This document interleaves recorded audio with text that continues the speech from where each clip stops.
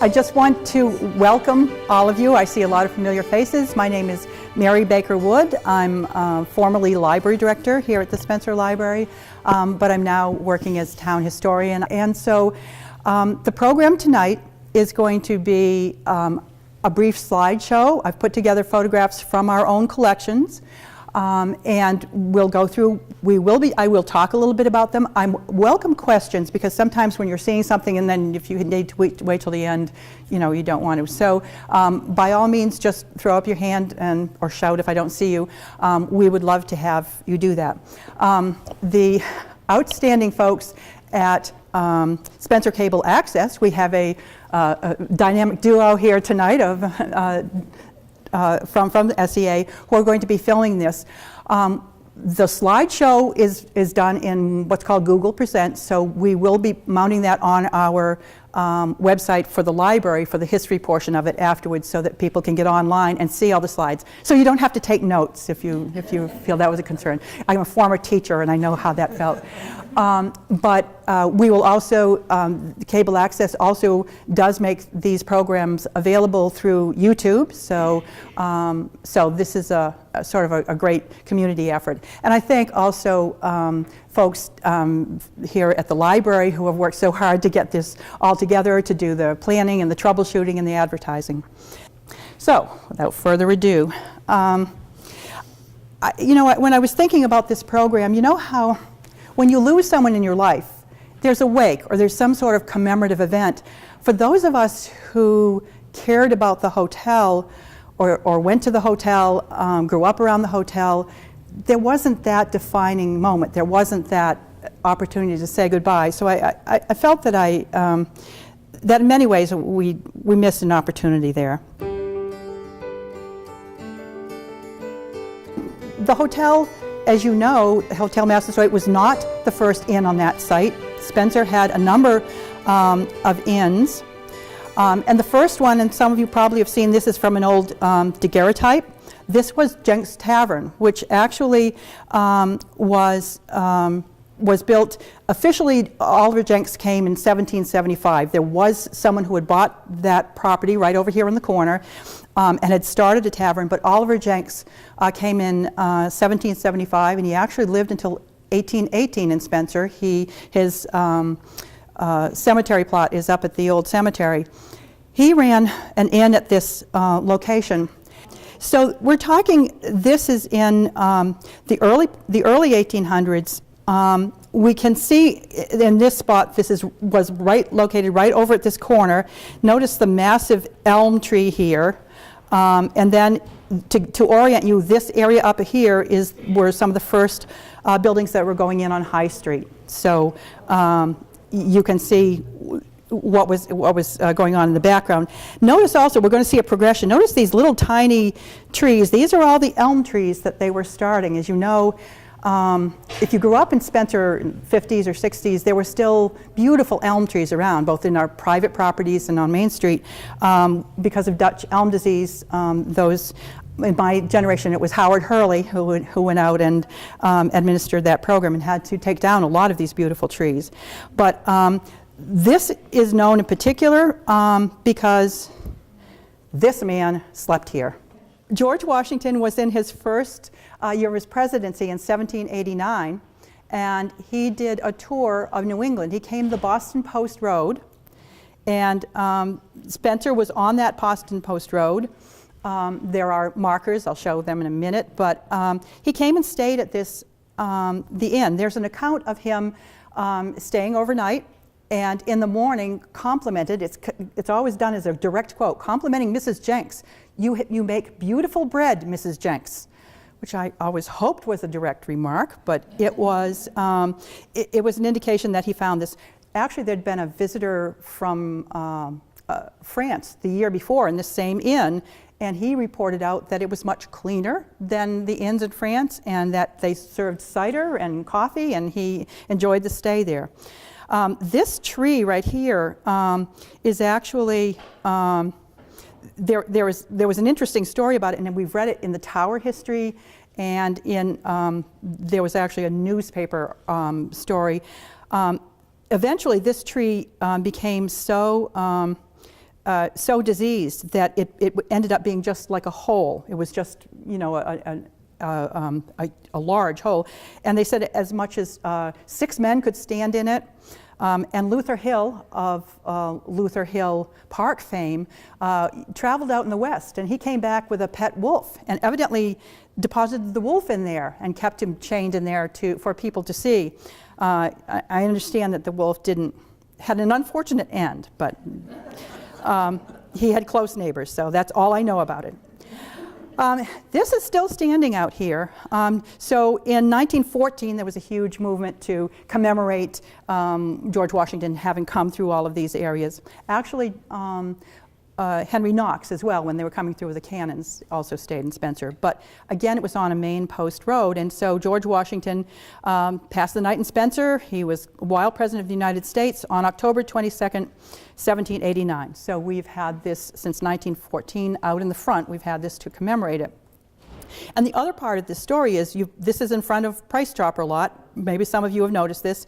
It actually went away while they were doing the road work, and they had it actually restored. But this is a Boston Post marker. They're very famous. The Boston Post Road was developed primarily for mail delivery, so it connected Hartford and Boston, and much of Route 20, parts of other routes throughout Connecticut were part of this route. And so Spencer was actually a very important center for that inn that was on right here in the corner along this main road. That it was early on described, Jenks Tavern, as being sort of built in the howling wilderness, but by the time we're seeing pictures, it wasn't anymore. And then we get to the Queen of Spencer. This is a term that a couple of folks I know who I've been reading that did Spencer histories referred to.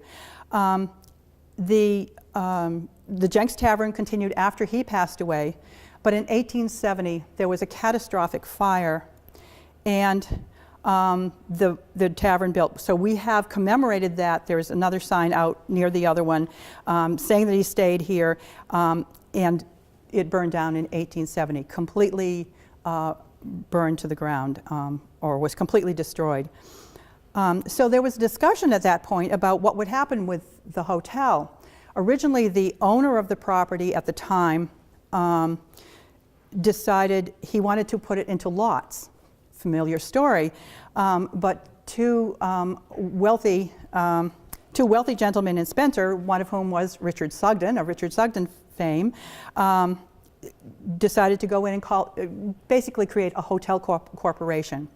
And so they built a new, beautiful building. Again, the business was going to be great, and so they built the new hotel. And I just show this there. We'll look at it at a close-up, but I just wanted to give a perspective. In 1877, this was the center of Spencer. This is a bird's eye view map. Before they had aerial maps, there were some really terrific artists who went around doing these. He wasn't actually in a balloon or anything. It's amazing how they did these kinds of things. But we have noticed that the two buildings shown in the insets are the hotel and the Prouty Boot Factory. Prouty Boot Factory up in here, and notice it's already, yeah, it was a huge building.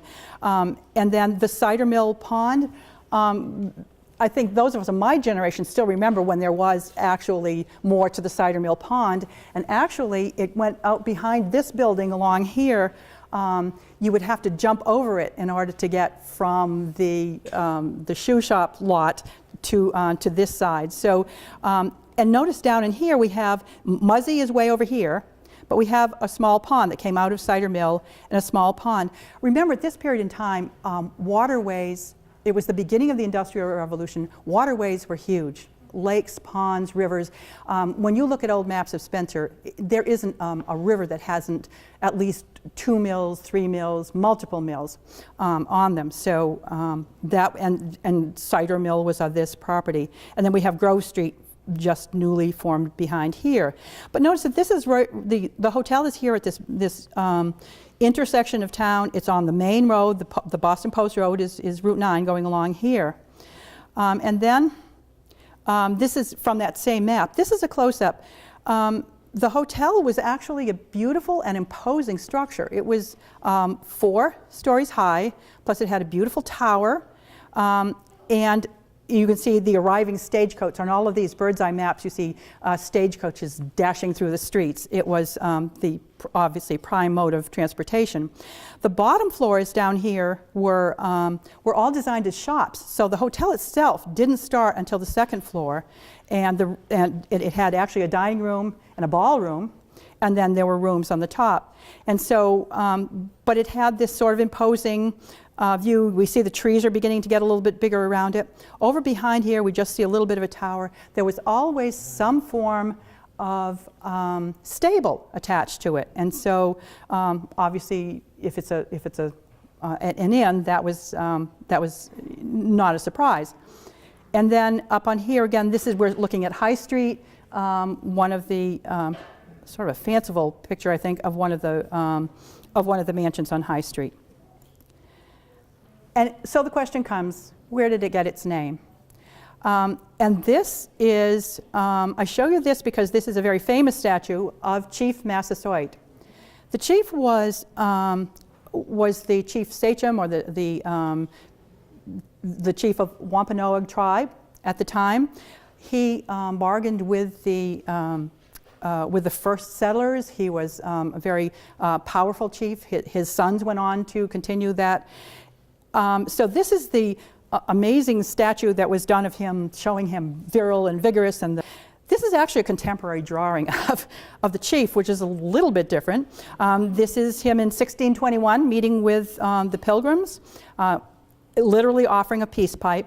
And at the time the hotel was built, we were a young country, and people were really interested in the important figures in our own history, and Native American figures, as well as their own, these are settlers. So he was a powerful man, and so the name, I don't have a direct, like, aha, they were sitting around having some cider and they decided this was the name, but we're pretty sure that that's the, and just to show you, this, if you ever went to the hotel and had set your drink down on a coaster, you saw this this logo, the Hotel Massasoit. This is actually a close-up from a T-shirt that they sold back in the 1970s, and it, again, you can see where it came from. That sort of strong profile and the figure here. So, and the hotel marks itself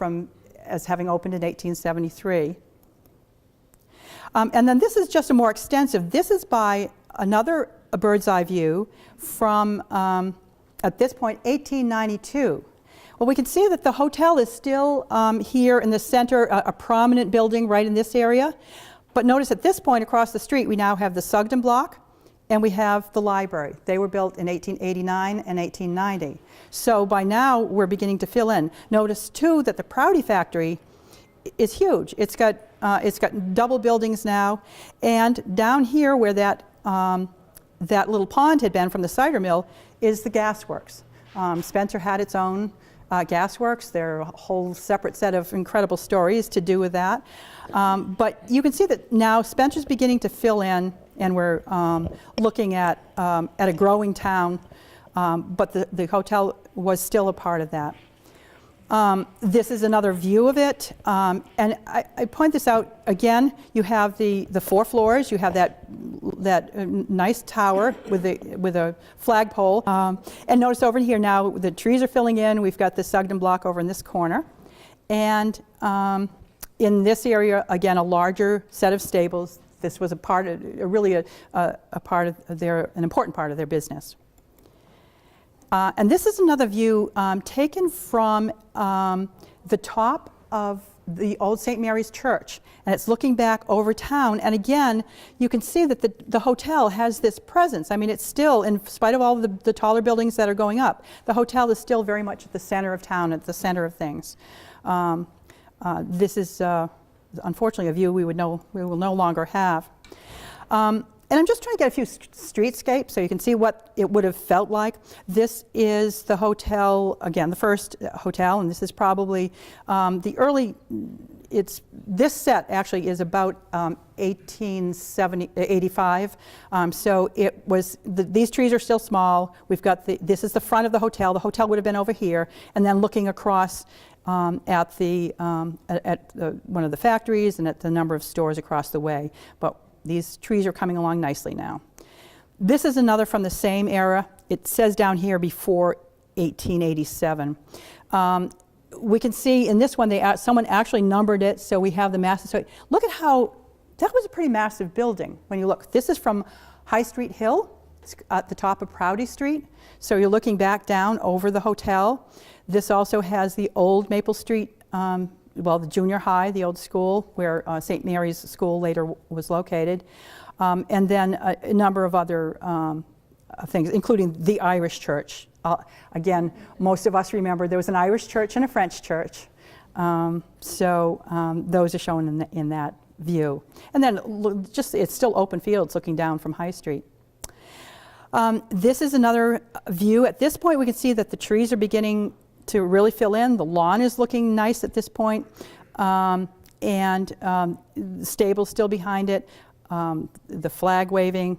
Those ladders still there. So it was an imposing building. This is a view. This and the next view are difficult to get really good views of this, but this was August 24th of 1901. It was a fireman's muster. Spencer hosted at that point a fireman's muster, so with the hotel is all decked out, and evidently they say almost every house was decked out with all of these buntings and flags and decorations. Everything was red, white, and blue.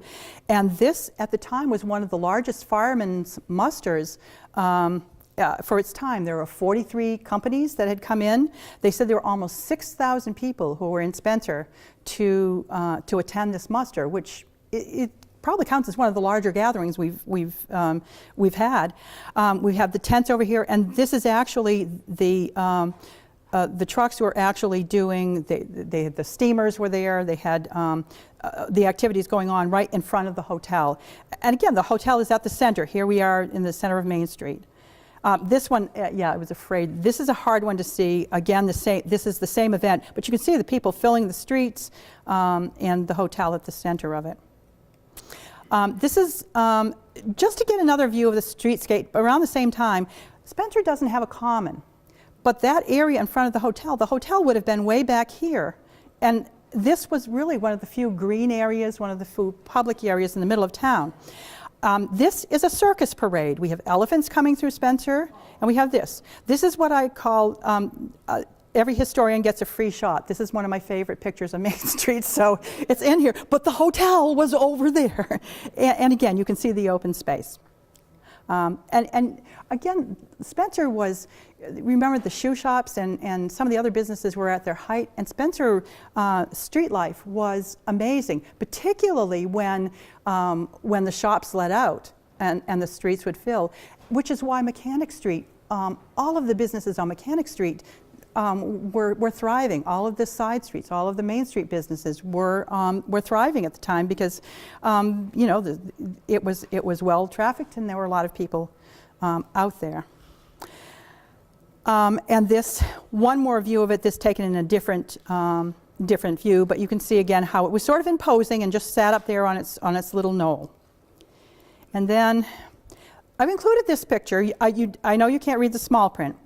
This plays a part in the history of the hotel. This is an 1836 Temperance Union poster. And we see all of these people leaving their families, getting on to this, it's actually called the Black Valley, heading off to the distillery, to that Black Valley. We've got an ambulance ready to take them away. And we have here a Drunkard's Curve is the sign there. This was a huge influence in Massachusetts, well, actually throughout the country at the time. The temperance movement was very powerful, and there were people who were afraid to go against it.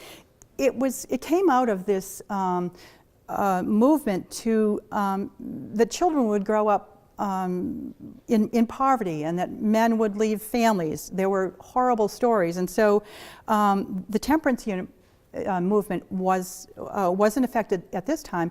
And in fact, the entire early history of the hotel up into 1910, it was a dry hotel. Now, if you grew up in Spencer, as I did, let's say in the 50s, 60s, or 70s, if you threw a stone on the Chestnut Street area, you would find a bar.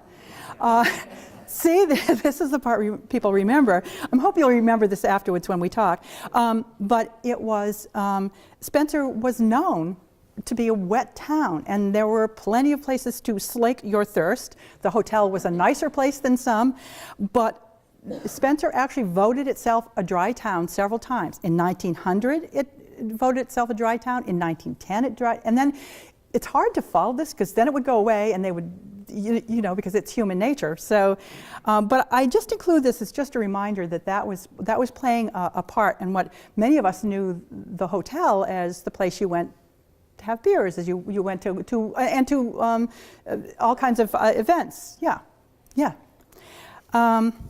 This is now looking at the hotel still. You know, we've got the old hotel, the towers, and we have folks in the streets down below.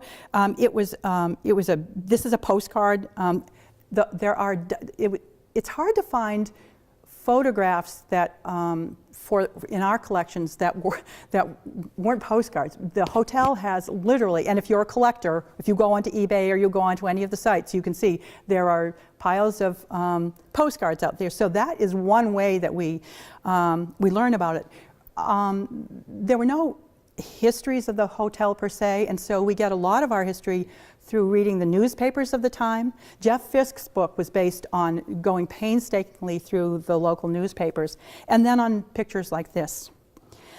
And this last one, we have someone by a fire hydrant. We've got now the fancy fence going on here. Notice it's kind of open and bare here, but this is pretty much. I did notice, and when you take a loop and look at this carefully, these appear to be mattresses drying on the roof for some reason. The housekeeper must have been working in that room. And then this was an older, a house that actually stood over here into the 80s. Okay, and this is also a postcard. If you're a postcard collector, you've seen this one. This was the vision in 1910 for the town of Spencer. Here we've got this gorgeous hotel where, you know, it's at the center of things. We've got this factory puffing away here. But now this is the future. So we've got this guy, I thought he was flying on a pig, but it's actually some form of airplane. We've got a dirigible, which again, for the time period, he's showing the hotel still extant, still there. So this is someone fairly early, and he's got other kinds of things scooting around.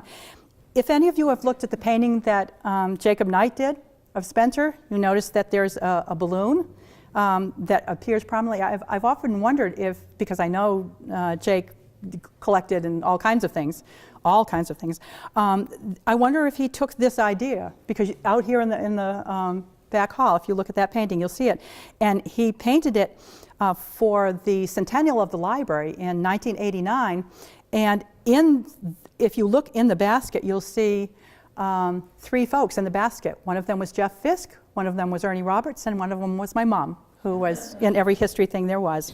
So I've often wondered if that's where he took his idea. But here was where we were going. Spencer has the hotel at the heart of it. We're booming, thriving. We're going to have all kinds of modern things going on. And then this.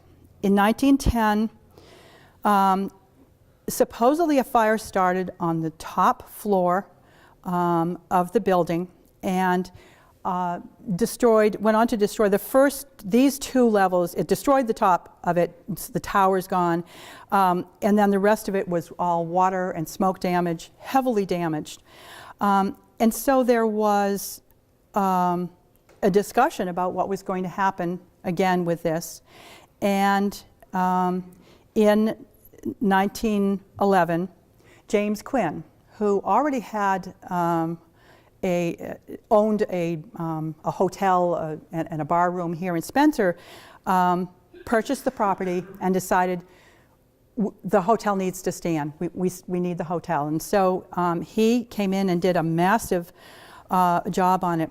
This particular fire, and that's why I'm saying that the history of the fire department in Spencer is just as it is today. It's amazing sometimes what these men came in and did. They were in all of these hotel fires, and there were multiple fires. There were other smaller ones over the years. Really very little around it was lost except for the hotel. This particular one, they were using their La France 4 steamer. They were using the Hunneman steamer, and then they were using a pump that had been actually the Prouty shop had owned, because of course the Prouty shop was constantly under danger of fire. And so they actually, this is the Pleasant Street side, they actually laid lines with the new pump, the Prouty pump, up to Cider Mill Pond, and as soon as they could get it going, because it had a much faster flow, they got it connected and then turned off some of the town water and were able to fight it. So whether that's some of the success and how they were able to save it, that's a history we have. And then we have the Quinn, what I'm calling the Quinn years. So the Quinns, actually, the father bought the hotel and brought it back in 1910. He had owned bar rooms, and one of the continuing discussions were that everyone said they kept opening the hotel, closing the hotel over a period of years before this. They were saying that you can't make money on it if you don't sell liquor. That was just the way it was. So Mr. Quinn evidently found a way. I'm not sure what happened in Prohibition, but found a way for it to become a traditional hotel. This is what the new hotel looked like when he had completed it. So we now have 3 stories, and we have this balustrade around it, and the sign. We actually have these 2 little medallions here. He'd actually had these medallions painted that had the Chief Massasoit picture on them. So they show up and then they disappear throughout the time. And again, notice we still have stables back here, but now by 1910 and I think by 1912 he built the first motor garage. And there was a garage there until the day it burned in one form or another. There was also a taxi service. There was still, of course, a livery service because not everyone had cars.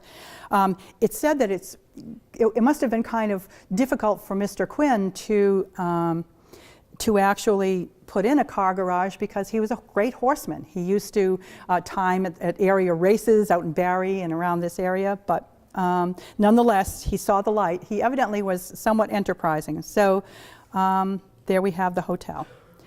And just another view of it. At this point now, the stable, it's the Massasoit tack and livery stable, so that is still, notice that now we're beginning to get the bushes around it. You could sit on the front steps. This particular area was still an office. In my day, Dot Quinn, the Brown Insurance Company, was run from this office. On the other side, it was glassed in.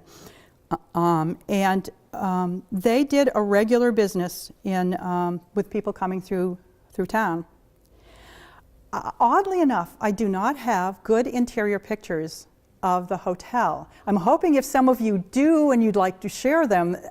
I know there were all kinds of events. I spoke to Frank Morrill, who couldn't be here tonight, who has done previous programs for us. He said he had his wedding shower there in I think, 65. But it has occurred to me that all the time I was going there, say in the 70s, it wasn't the age of Instagram yet. So you didn't go like, oh, can I take a picture of you at the table, or smile for, we're gonna post it on Facebook or whatever. That wasn't happening, and so I really don't have good interior pictures that were taken. So this is an older one, and at this point, this was one of the dining rooms. There was a dining room in back. And so this was, if you went there, you will remember these booths. They didn't have this kind of lighting, but there were still the booths there. And then tables were moved into this central area, and then you had this gorgeous bar. We were just talking about Crêpe Remoulade and a lot of the other there were a lot of characters who were bartenders in this during that era. But this is what we have. This is really the only picture I have of that. And then we were talking earlier, there over in this front area, you can't see there, there were these like shop cases with German helmets, Nate Quinn's collection. There were actually collections of things back to the Jenks Tavern. The place was packed with all kinds of real antiques, really cool stuff. And this is a sample. I know you can't read the details, but they did a lot of functions, and for all kinds, for people who came from out of town, for people who didn't. And so we have an early menu where they were raising money for the Odd Fellows to get a new hall. And I do have a copy of this over in the case over there, so if you want to see. And again, this slideshow will be available. And then this is just an example of one of the pieces. They actually had their own dishware, so I've got examples in the case there. This was a candy dish with a hotel painted beautifully on it. It's got kind of gold trim. This was from a 1908 wedding. A couple were married at the St. Mary's Church, and then had their reception at the hotel. And this was one of the candy dishes that the family saved down through. There's also regular dishware. This was a very popular function. I mean, they had function rooms. If any of you remember the old Halloween parades, the Halloween parades were extensive, and they would go down by Gaudette's old store down in the other street and come back up here. And one of the features they had was the Kilty Band. And if you repaired to the hotel after the Halloween, the Kilty Band was in the back room playing. Well, at least as long as they could play. But that's a fond memory we have. But it was also a center for a lot of political events, for wedding showers. It was really, and it was lovely. That's why I'm so sad I don't have a lot of really great pictures of it.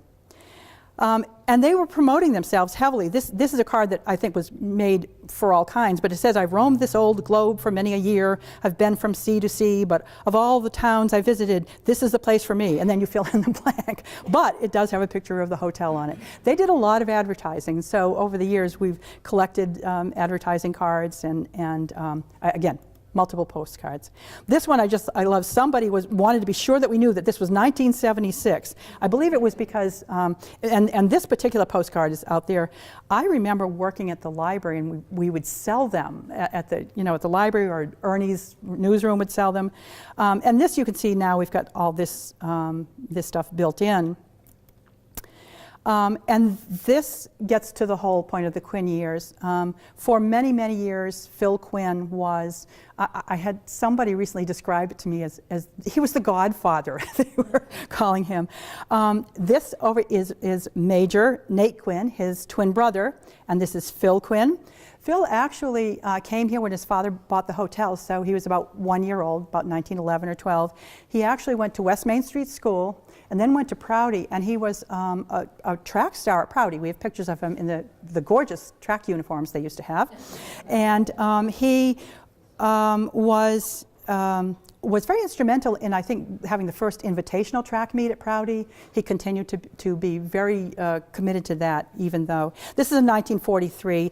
He was actually, Phil Quinn was in the Army Air Force. He was many months in the South Seas. And his brother, so he became staff sergeant, and his brother became a major. And Nate Quinn, in the end, was the last owner of the hotel. And this is just to give you a sense of the Quinn years. That was the center, certainly for Democratic politics, but a lot of people came that were important in the state and came to Spencer because of that. And he had any number of functions. This is one with Dr. John Fowler, was somebody local, and then Phil Quinn, happily beaming, making it happen, Ted Kennedy, and then Kurt Amadon, who was in the state. So we have them. But this perhaps is one of my favorite pictures of Phil. Here he is in this beautiful car. This was the 1953 centennial of Spencer. We had massive celebrations, and evidently George Washington came back. I'm not sure how that happened. But there he is in the big car. lording it over him. I've had trouble even with this. There's sometimes they put up temporary bandstands. It was along Main Street. It almost looks like it might have been where the Sibley Cottage Dairy is, or some other place. I'm still trying to figure this one out. But again, Phil was very well known. If you wanted to go to college and get a scholarship, he would be instrumental in that. If you wanted a law changed, you went. He was a fixer, and he went to and it was and was for many years.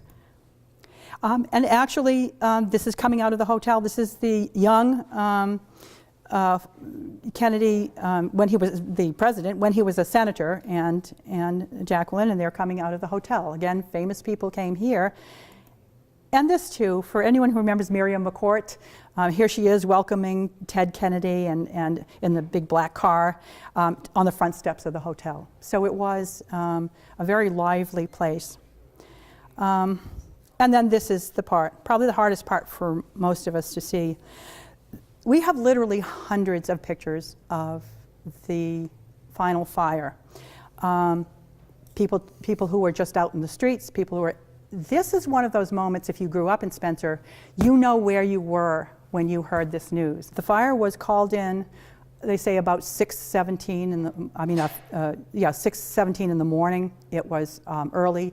It was incredibly, unbearably cold that day.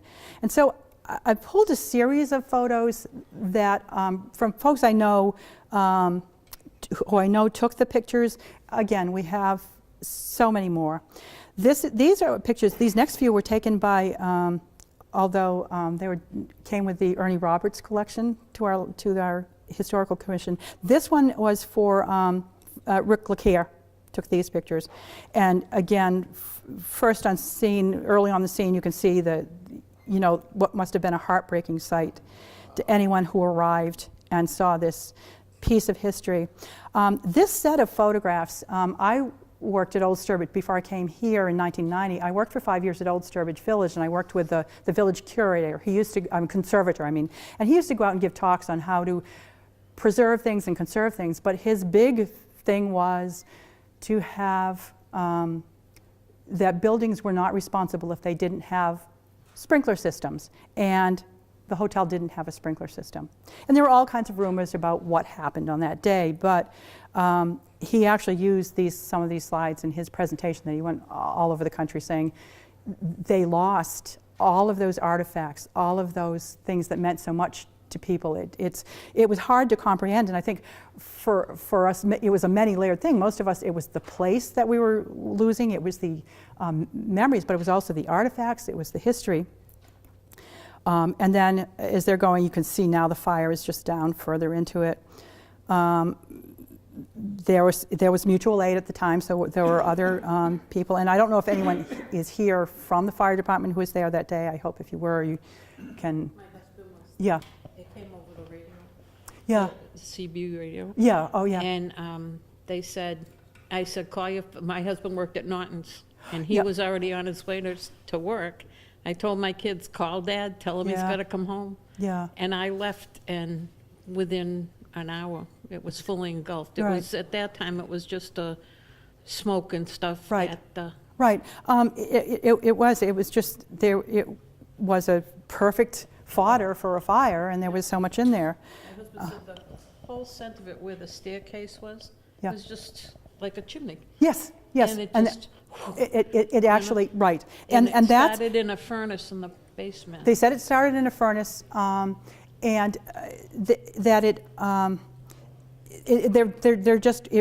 went so fast. Oddly enough, they managed to save. That was a huge fire, and again a shout out to the amazing folks who were on our fire department then and now.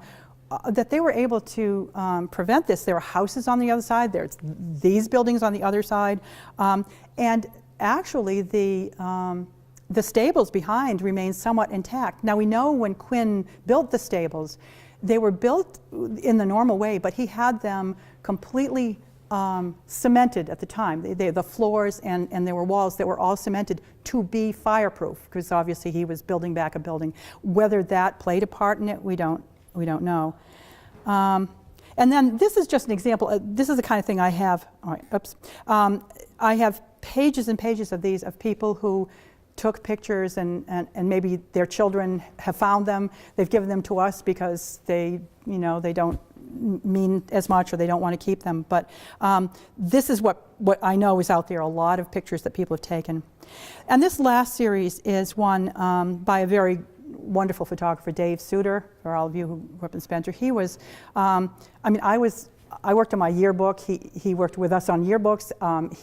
But he also, I actually have a couple of his photographs framed. He was a very, very excellent photographer. So this is, to end the program, one of the most poignant sets of because we know that that we'll never get this back.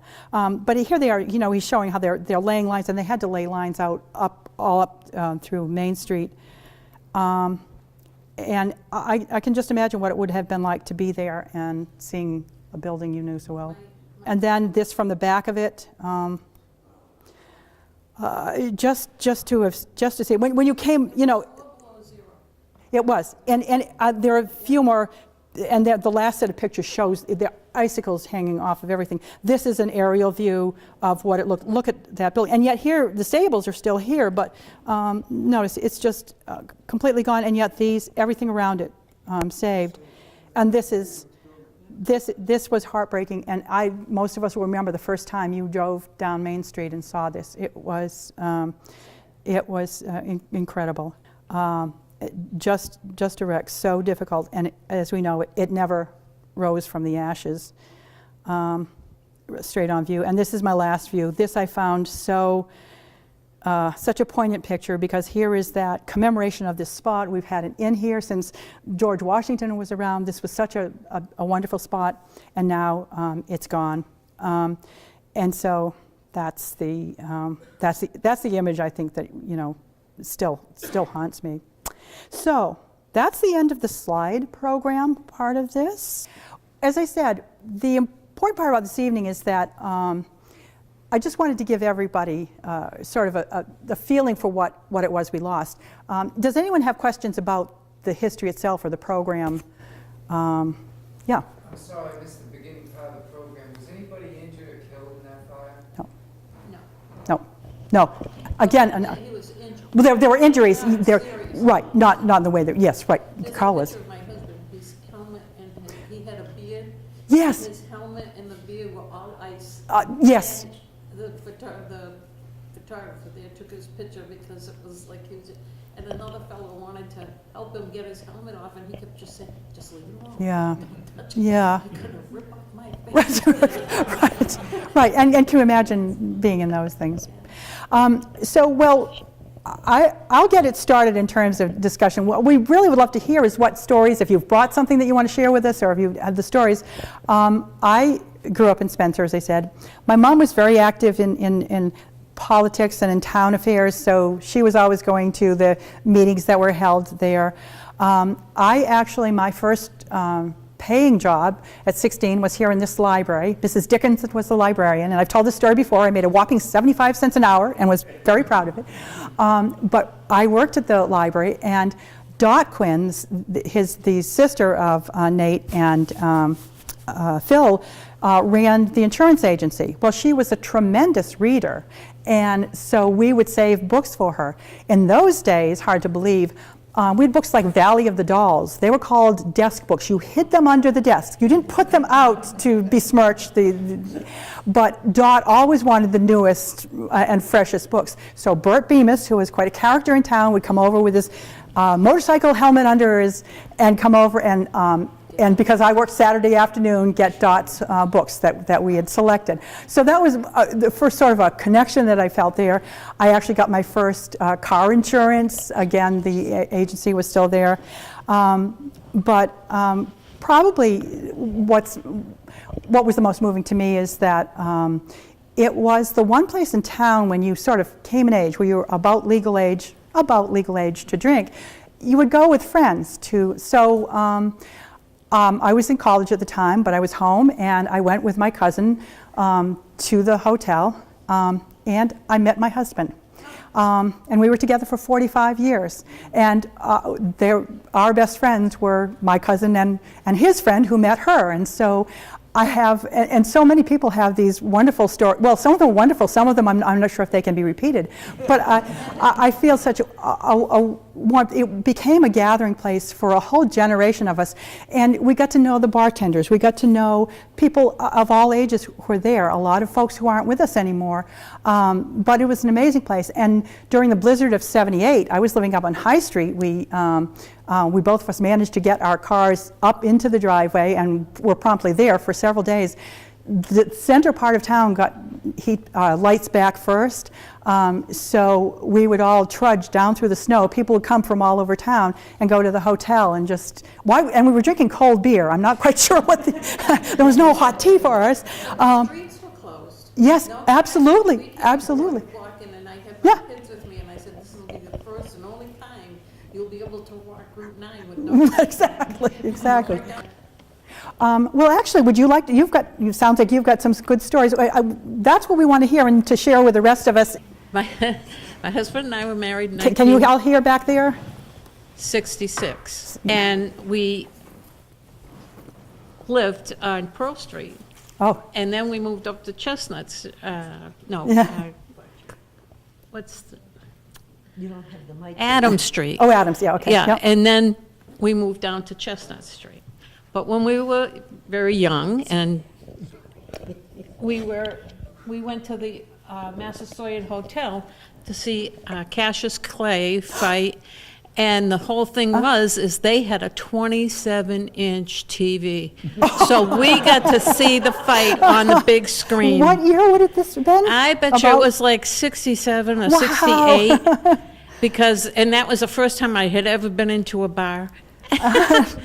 And it was like, this is so amazing. This is so beautiful.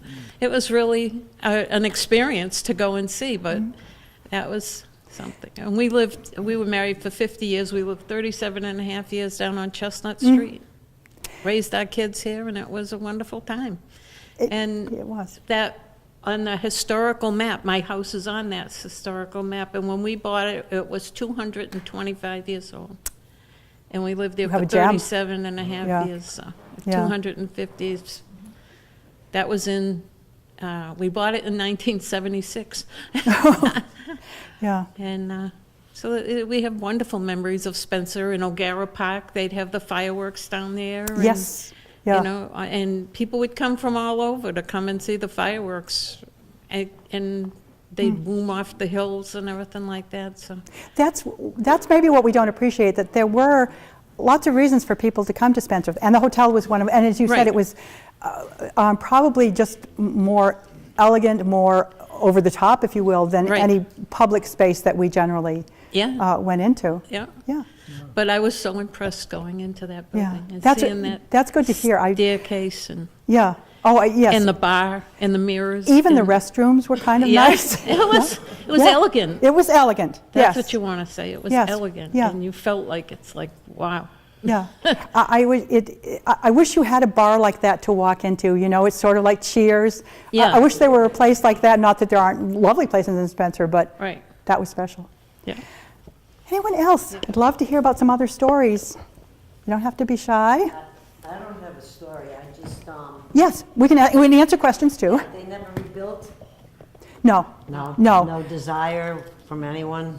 no, no. Well, I think Nate hadn't lived in Spencer. Nate and Jewel, his wife, had not been living here. There was not family who wanted it, you know, to pass it on to. It was. I don't know that it was whether they considered it an economic, a going concern, but no, there was not the will. Does anyone have any perspective on that? Does anyone had conversations at the time? Does anyone know what conversations were going on about it being rebuilt? At one time, I thought Eckleberry was going to Yeah. rebuild it. Yeah, Altenberry was gonna buy And it. Yeah. he had a lot of antiques up on the top floor of that. Right. And that he lost all of. Right, Yeah. right, right. And then he built the Country Inn, so, the Yes, Spencer Country Inn. yes, and a lot of those, there were a lot of antiques there as well. Yeah. Yeah, yeah. We're gonna put you on the Historical Society. Yes, I will be recruiting members. Yeah, just, I'm just looking for any other, yeah. Okay, Dan has one. Yeah, I just want to mention a couple of things. My dad was born in 1908 up on Lincoln Street, and he grew up with the Quinns. And I remember him telling me that room 11 was set aside as the kids' clubhouse. All the kids that hung around in those days had a clubhouse in room 11. Wow. I never got to see room 11, but I took his word for it. Yeah. And just one other thing. My mom, I guess, briefly dated Nate Quinn. And I say briefly because my last name isn't Quinn. Exactly. But we were watching TV one night, if anybody remembers 20th Century with Walter Cronkite. Yes, yeah. My mother said, "Look, there's Nate." And he was coming out of a bunker with Patton. Oh my gosh, that is, yeah, that was an amazing story to that. Well, you know, you mentioned all those beautiful artifacts in the building, and when the firemen went in, they knew those things were there, but then someone said, we have 2 people missing. Yeah. And that's why nothing was ever saved, because they had to find the people, which turned out to be monks, and they weren't there at all. They had gone up to the monastery. I have heard that story, Well, yeah. One had left early in the morning to walk to the monastery, the other, I guess, had stayed the night. So that kind of gives a reason why they couldn't save it. That is an interesting perspective on it, and again, who would question that was if, and what is amazing to me in all the years, I mean, there were several fires. I didn't go into, you know, there were fires that took out just part of the basement. There were fires that took out small parts of the hotel. In none of those fires were they unable to get people, everyone got out safely. The 1910 fire, they tell the story in the newspaper about there were people who were staying there. It was early hours of the morning, and everyone had to get out. And they said that some of the women had to come out and get into the cars. They were, you know, they were all dressed for sleeping, and had to come out into the cold and into those. But they, over all of those fires, were always able to get everyone out and account for everyone. And that seemed to be the first thing that everyone did when these fires occurred. They would go through. Because there were points at which it had 80 rooms at one point, so there was, in its heyday. Yeah. Anyone else remember? I noticed they didn't name the Massasoit after his son, Mataman. No, Metacomic. No, right. Yeah, King Philip. On an unrelated note, you can still get books this was actually banned in Boston. I just got it tonight. They ordered it from another one. So. Thank you for that shout out.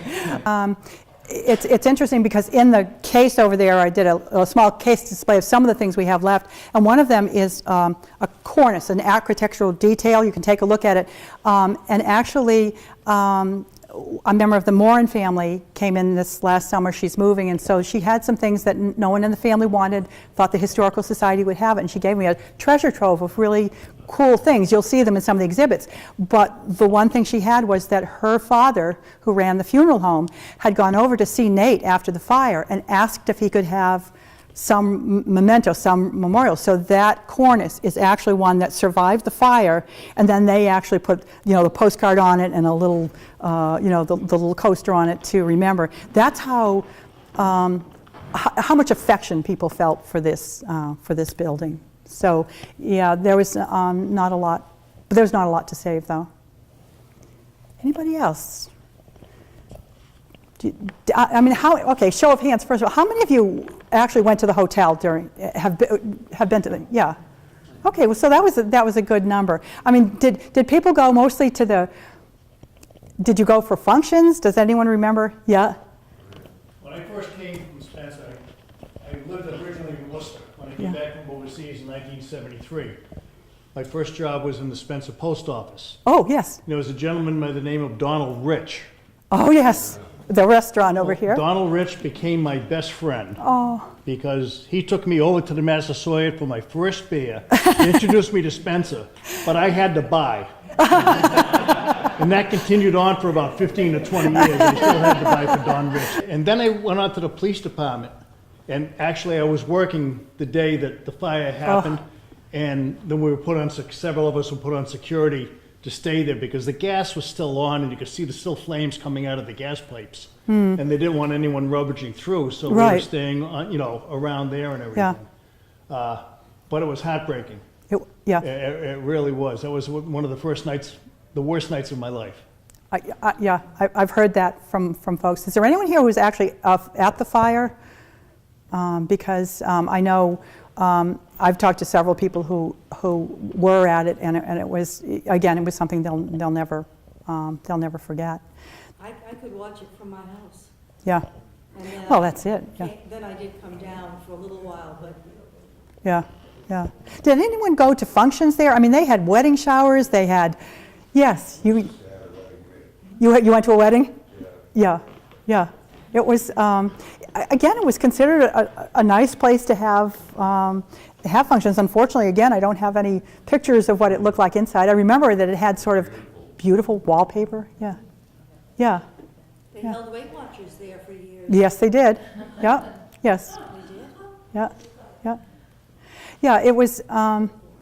They weren't serving. I mean, there were periods when it was actually a dining room. In fact, there are accounts of it being in the upper levels, and this was when it was 4 stories. That in the upper levels there was a ballroom, and then there was a bowling alley. And I've often thought that must have been somewhat disquieting if you were trying to stay out, and it wasn't. Curfew on that. Exactly. And they tried always to have all kinds of amenities over the years for the building. It was a show. Yes, right. There was a discussion about the post office because. That was, my husband said you could see those doors Yeah. and bulge, and then you knew it was going to go. Yeah, yeah. No, it was because it had those, the areas down on the lower floor were considered businesses. They did consider the post office. Actually, the post office was in the Sugden block for a while. But yeah, yeah. I'm curious. I think did anyone bring anything to share with us, or do you have? Pictures anymore, my kids got them. That's one of the things that I would speak for. That I hope people are keeping photographs, and if not, even if we do it, we're increasing the work we're going to be doing. I'm waiting for a new computer, but we're going to be doing more work with the digital, so that people can at home, have access to these. And we're happy to share anything that we get that Yeah, yeah, yeah, yeah. But it's. Did anyone know Phil Quinn? Anyone have any interactions with Phil Quinn? Yeah. We knew him, but I never met him. Oh, okay. Yeah. Everybody heard of them. Yeah. Well, that's what it was. As I said, when someone recently described him as sort of the Godfather, I mean, he wasn't dangerous, but. And John Kennedy came and spoke at my husband's high school class. Their yearbook was dedicated to Yeah. John F. Kennedy. Actually, Route 49 is dedicated to Phil Quinn. It's actually the Phil Quinn Highway. I don't know if anybody's actually noticed the sign. It's, Yep. And the high school auditorium. He actually left a sizable scholarship to David Crowdy. And so the year after he died, I think, Ted Kennedy came out, and they dedicated the auditorium to, it's the Phil Quinn Auditorium. I think I'd rather have Route 49, but, that's what we're doing. That's at the new high school. That's It's it. like more than 50 years old. Yes. I was the second class to graduate from the new high school when it was new. Yes, yeah. My husband was the last one to graduate from the old high school. Yeah, we remember. And that's something in the future times I want to do some programs on schools. Yeah. The building collapsed so quickly and burned so hot that they said that her jewelry box, Dorothy Quinn's jewelry box, fell through to the basement, which was full of water and was encased in ice until spring. Wow. And then recovered. Don't know where I heard it, Yeah. but I heard it the next spring. So Yeah. I'm wondering if that was true or not. Oh, then there would have been a treasure hunt in the old building. Why do you think it was so, we're so emotional about it? Because it's a building, I mean. Yeah, but it was the center of town. Yeah. You gave directions, will you come into Spencer, where the Massasoit is, you go from Yes. I mean, It was, it's just yes, like now before, it's the town yes, hall that you go before to. Google Maps and Yeah. GPS, yeah, no, it was. I have a question. I'm sure that in the 1890s, when was it built, 1880s? Well, the hotel itself, 1873. Okay, I'm sure there was a lot of salesmen and, they come through town, working with bar Yep. mills and the Yep. food companies and all that, and different business people. Was it always like kind of a high-class place? Did it ever fall on kind of seedy times? And did it ever have people who lived there, all the time? No, it was always considered the Queen of Spencer. So it was expensive. In comparison. Well, I don't know that it was expensive if you couldn't afford a hotel, but it wasn't like a Hilton. It wasn't up there. It was affordable. It was meant for people who were coming through, traveling either on business or coming to stay with somebody and wanting to be here. It was used. Many of the hotels were actually boarding houses. They would get food, but the hotel in many ways did. My husband was in the Air Force, and when he came back from his duty in Okinawa, came back to Spencer, was looking for a job, had not yet found an apartment. He actually lived there for, I think, 3 or 4 months. And if you lived there, you could go down to the bar after hours, and you would talk with the bartenders. People staying there. Oh, sure. No, so great stories. And there were some folks, I think, single men who didn't have families who stayed there and kind of helped. And they would always kind of like look out for the place and help, help Phil Quinn. Yeah. And kind of keep an eye on things. Yeah. Anything else? I really don't have anything else to add. So, yeah. That was the only, like I said, it was on the police department, that was the only place that we could go to have a drink and feel comfortable. Yes. There was never, ever, ever a problem at the Massasoit. The Massasoit never, none of the bartenders ever allowed anyone to get out of control. There are other places where it could get pretty crazy. They ran a tight ship, and I think all of us know characters who were asked to leave for a little bit. It was, but you're right. It was a tight ship, and it was a place that you felt that it was safe and enjoyable. Again, that sort of Cheers feeling that you'd go in and you'd know everybody, and there'd be the golf crew out at one end, hanging out talking about their golf game, and then there'd be, all the other folks that were mixed in. So, yeah. Yep. Phil used to park his Thunderbirds parallel with Pleasant Street. And it was always, he changed Thunderbirds every couple of years. Yes. Yeah, he had his T-Birds out there. Yes. And his Great Dane, it was almost as tall as he That's was. right. Oh, I'd forgotten the Great Dane. Oh, yes. Yes. The big what? pine tree in the corner, remember the big pine tree in the corner? Yes, That in was fact, the pine tree in the corner, when I first came here as library director in 1990, they had decided, the decorations committee decided, let's put the lights back on that tree. They hadn't done it for a few years. So we had to go crawling around the Sugden block to find the correct outlets because the plug was over there, and we did, and actually got that tree to light up. So for the next, I don't know, I think 2 or 3 years, until the lights just kind of gave out. The lights stayed up all year, I think. The highway department, helped to get them up, or the fire department. And yeah, it was a beautiful big tree. Eventually it just... All of Main Street was lights from side to Oh, side. yes. Yeah. I'm going to be doing some follow-up programs, because one of the things that we all talk about is Mechanic Street. And again, you talk about places that you felt safe going. That had, it had the movie theater, it had the before the post office, it had like 5 and 10 stores, it had It was great... a jewelry store, Yep. and I forget what the name of it was, but that's where my husband bought my engagement. Oh, yes. But I can't remember what the Yeah. name of it. Oh no, it was so I'm hoping in future programs, and so my final word would be we are planning on doing a monthly program. We are going to be posting these things on the library website and Spencer Cable Access through their site. If anybody wants to just follow up with me afterwards, if you would like to talk a little bit more about it, we'd love to have that. Did you have anything you want to add? No? Well, we may pick on some of you, but thank you all for, again, coming out on a cold night, and it was nice to enjoy everybody. Thank you. So can you describe what it is? Yeah, this is a corbel that was under the overhang of the Massasoit. And, well, you can see it's all burnt, and the paint, I mean, the fire was so hot, there's no more paint left. And they were almost cleaning up the whole site, and I spied this one night, and I jumped over the fence, and here it is, because it was going in the trash heap. That's just an amazing piece of history of how